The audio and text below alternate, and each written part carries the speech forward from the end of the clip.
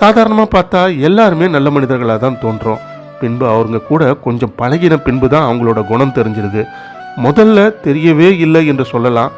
நல்லவர்கள் எப்படியெல்லாம் இருப்பார்கள் என்று கேட்டால், முக்கியமாக ஒரு உதவியை பெற்றுட்டு பதில் உதவி அவனுக்கு செய்யக்கூடாது அப்படின்ற எண்ணம் உள்ளவர்கள் தான் நல்லவர்களாக இருப்பாங்க அப்படின்ட்டு ஒரு பதிலை சொல்கிறாரு.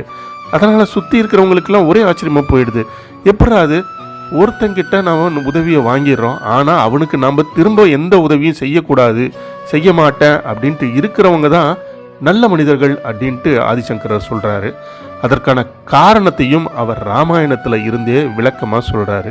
ராமாயணத்தில் ராமனுடைய மனைவி சீதாதேவியை ராவணன் அபகரிச்சுட்டு போனான். அந்த சமயத்தில் ஸ்ரீராமருக்கு உதவி செஞ்சது அனுமர். சீதை எங்கே இருக்கிறாருன்னு தெரியாமல் தவித்து கொண்டு இருந்த சமயத்தில் அவ்வளோ பெரிய சமுத்திரத்தை தாண்டி சீதை எங்கு இருக்கிறாள்னு கண்டுபிடிச்சி அவளோட பேசி